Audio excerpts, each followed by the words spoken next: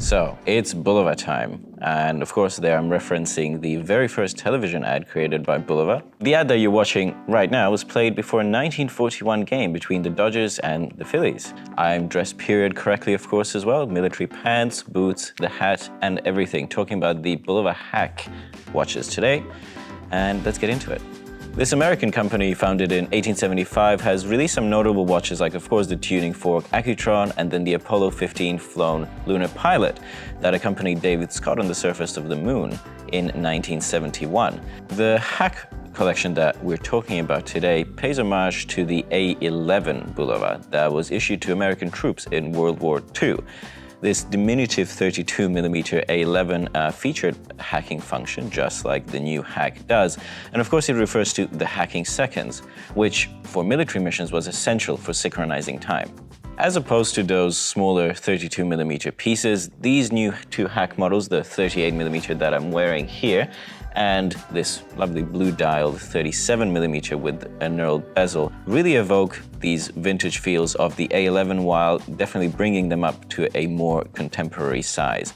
While I do love smaller watches, 32mm would probably be too small even for me. They still very much carry all of the aspects that you would expect from a vintage military watch.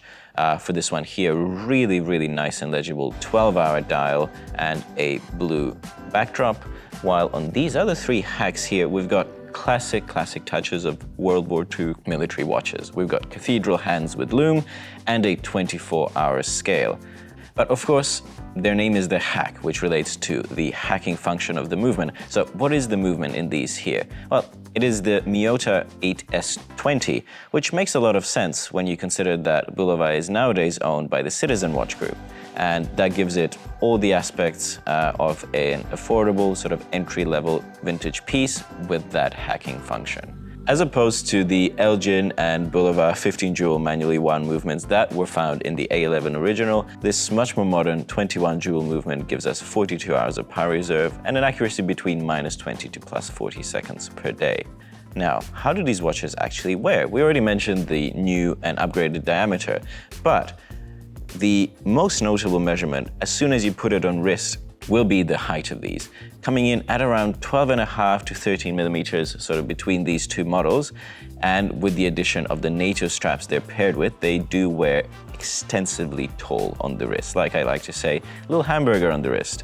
And especially given the dome nature of the crystal as well, they do have quite a bit of wrist presence, even though their 37 or 38mm diameter doesn't necessarily suggest so.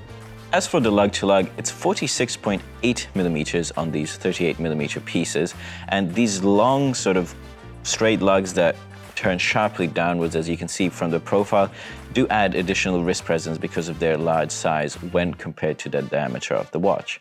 And of course, to go along with that vintage styling, we've got a nice large Knurl crown, so it's nice and grippy for the manual winding of this movement. As for price, you expect these to be affordable, Citizen-powered Miyota movement, Bulova, and they are $550 Australian for the new HACK, which puts them in a really interesting, basically sweet spot as far as these watches go, along with the likes of Hamilton, which are popular with their khaki mechanical, both with great vintage provenance and great brand names behind them. What do you think of these? Do you think these will become more popular, like the khaki fields have basically taken the entry-level prices by storm? Let us know in the comments, and as always, don't forget to subscribe.